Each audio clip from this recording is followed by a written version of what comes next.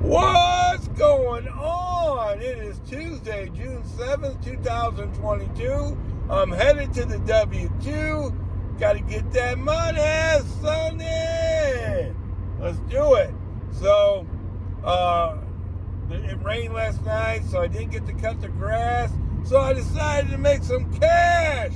Right on. And, man, things are different, man. We're going to have to learn to be flexible in a lot of different kind of ways. Walmart switched things up, at least here in St. Louis, man. And from what I understand, they've done some other places too. We have to try new stuff. I think one of the keys is being when to know when to switch zones, things like that.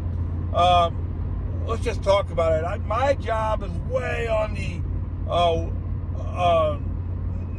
edge of the west zone, the northern edge of the west zone. I've got to start out there in the west zone, even though the west zone in St. Louis right now is completely saturated. I've talked about it a lot. I basically got to see what's out there because I got to drive all the way through the west zone to get anywhere else. So I flip it on at 4:30 like I always do. Like I said, I basically got to work because I can't do anything else, and I'm taking off this weekend. So I get a little bit, I got to drive through Chesterfield to get to the South Zone. So I get a little $14 and change, 2.7 miles. I mean, it's real close to the store. I got to take it. I take it. I get to Chesterfield. There's just me and one other car in the parking lot. And you guys know what it's like, man. Even though there's just me and one other car in the parking lot, all these stores are acting like they're so busy. Because I guess they're all understaffed, and they all feel like they're so overworked. Now, some of the things I do understand, and some things I don't. Like there's 4 or 5 people bringing stuff out to the cars, and there's only 2 cars. Maybe you're overworked during the magic hour, but you're not overworked in that moment. But you need a break. It's so bad. I don't understand. I know the stores are understaffed, I guess. So what you got to do is you got to call them. You can't just sit there. You got to call them. So what I've been doing is giving them about 5 minutes and calling them and say I'm here in the nicest possible way. And I'll tell you what, it works. I can't count the times that I've called and then they bring the stuff right out.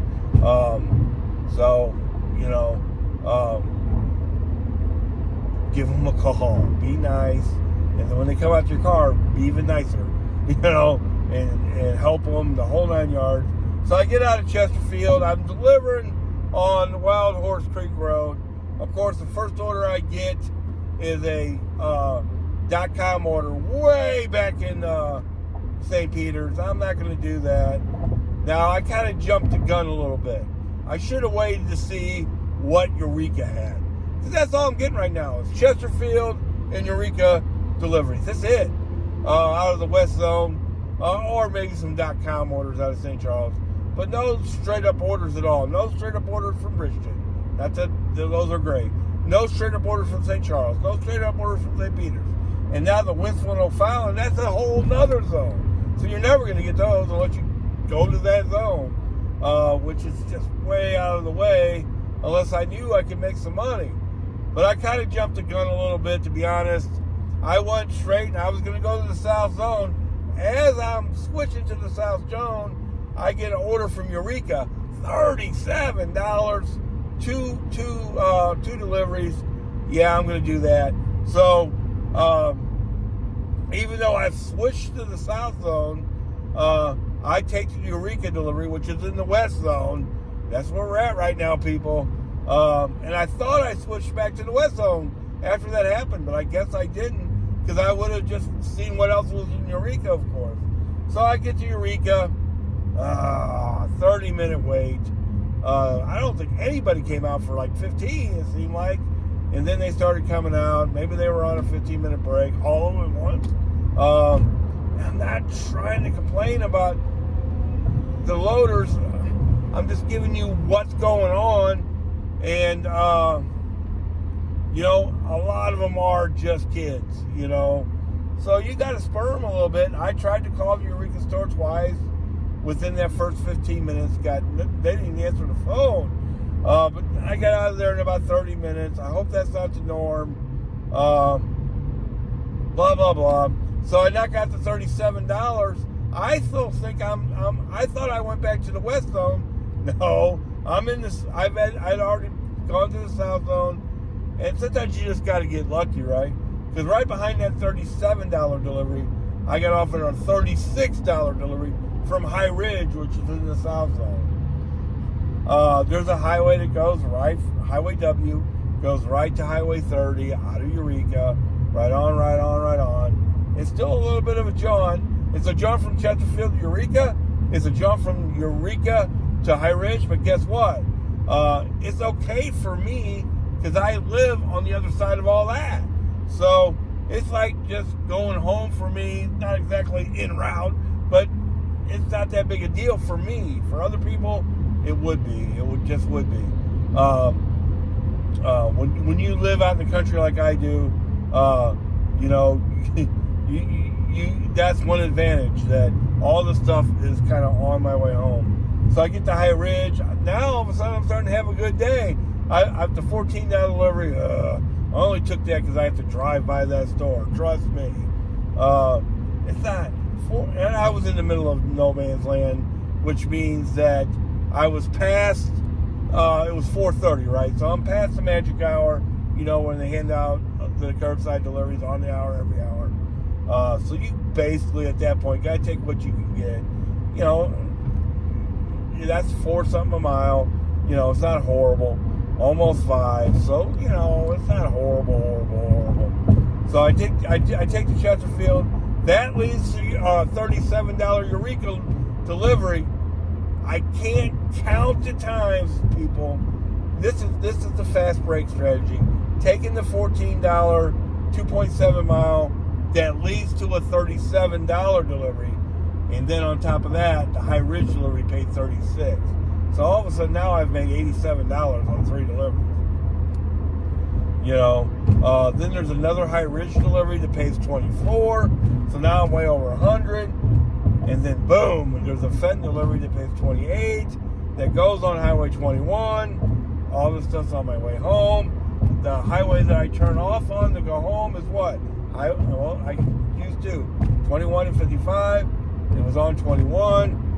I left money on the table, people. I left money on the table. There was still a bunch of deliveries past 9 o'clock. Now, you got to be careful with those deliveries. Let me tell you why. You better be close to them. Pretty close to them. Now, these were in Manchester and Telegraph, places like that. Man, here's what happens a lot of times with those late night deliveries. Those stores close at 10 o'clock, right? So if you could be right on the cusp of turning into them, if it's 9:30 or something, 9:40, something like that, they go home at 10, they got to clean up, boy, they'll cancel the deliveries like that, and then you're stuck with $0, and you've driven a little bit of a distance. If one would have been at the Fenton store, I probably would have taken it.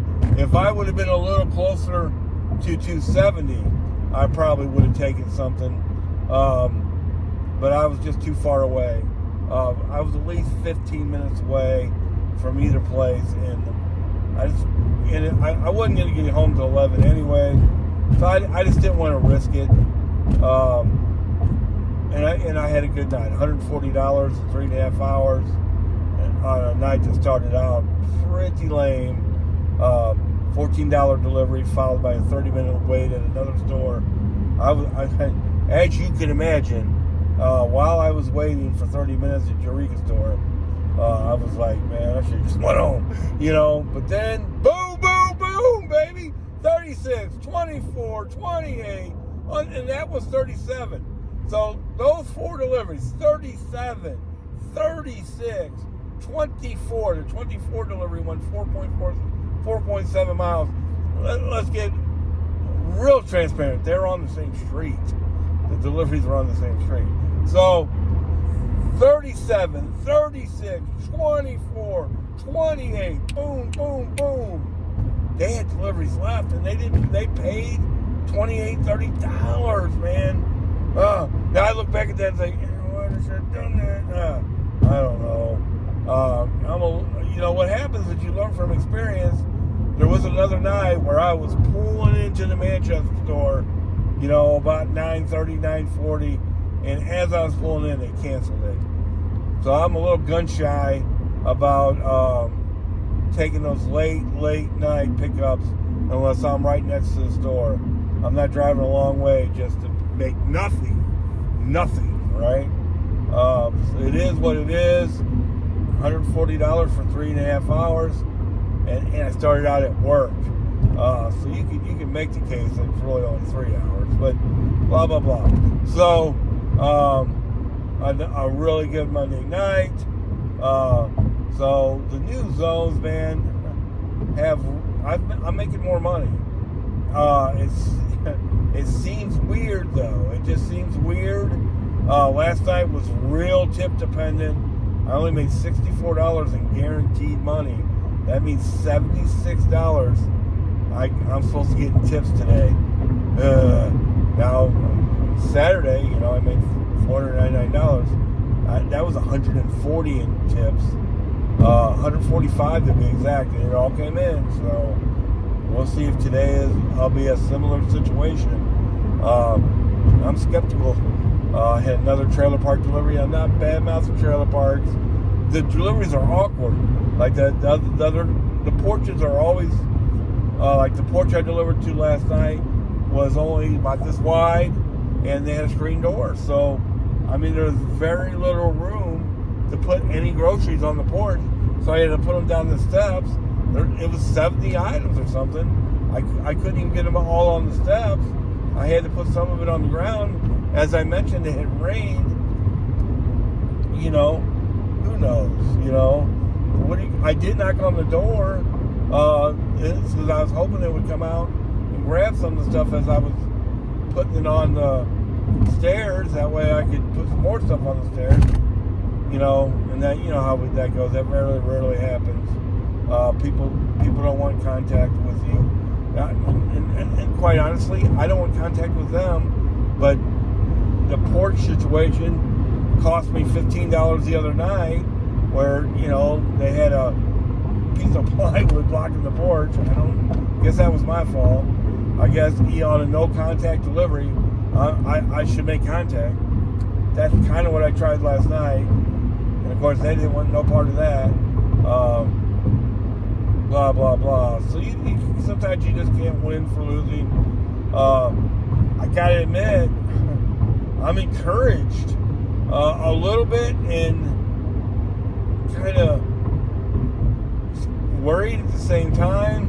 I'm making more money, no doubt about it. But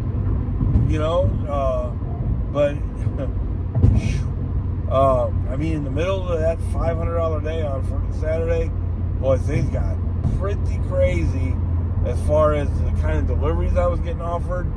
That I wasn't like, man, I don't like how this is going. Now it all turned out good. I had the same exact feeling last night, like, what in the world am I doing down here in Eureka kind of deal.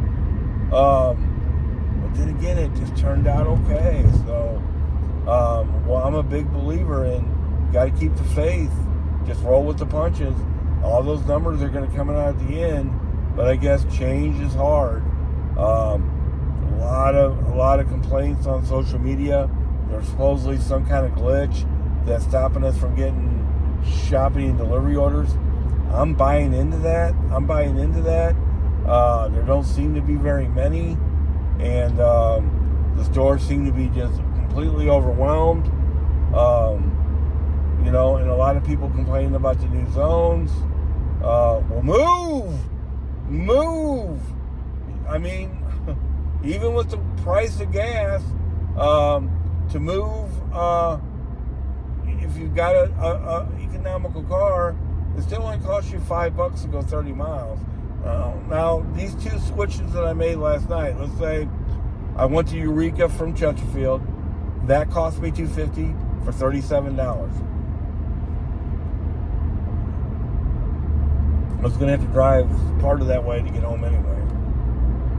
Yeah, I mean, use your head. That's worth it. Then I had to pay $250 more to make another $36. So I had to pay $5 to make $73. Not even $5. Gas isn't quite $5. $4.59, right? Yeah, it's still worth the drive to make that kind of money. And then I got another 24 and another 28 right after the last 36. So it all ended up gravy, baby, gravy. So don't just stay stuck in an area where you're not getting any orders. Depending now, if you live in a rural area, you can't. You gotta do what you gotta do. You know what I mean? But if you live in an area like St. Louis, move, go somewhere else. If I was in St. Charles and I lived in St. Charles, yeah, I'd be testing out that new Wentzville area for sure. I would not play around in St. Peters at all. I would shoot out to Wentzville and see what in the world is going on out there. And then if I lived in South County or even south of that like I do, I'd shoot over to the South Zone and see what's going on there. You can always work your way back the other way. But it is a weird time. The scariest thing about last night was a tip dependent thing. One of the best things about Walmart is not tip dependent. And boy, I had to depend on $145 in tips on Saturday, and then I'm owed $76 today. Wow. Depending on people to take back that money is a little scary. Hope you all make some money today. Here's my strategy for today. Turn on the app and see what's up. If it's not cooking, I'll probably do one Chesterfield delivery if that's all there is. Or it's possible that I will start heading south and just see what's cooking. And then if those $30 orders start popping up, then I will take them. And if they don't, I'll probably not work. I'm not going to work for $12, $13, $14 on purpose. I'm not. Now I will say this. I will take a fast break delivery, which is a little cheaper, less mile delivery to stir that pot. I will do that. That does seem to work. Last night, $14, followed by 37, followed by 36, followed by 24, followed by 28. I can't count the times that happens. Sometimes you gotta stir that pot, baby, with a little delivery to get some of those big deliveries. I'm still intrigued by Eureka, especially after getting a $37 delivery down there. Hopefully they're not always 30 minutes to load. I hope you all make some money today.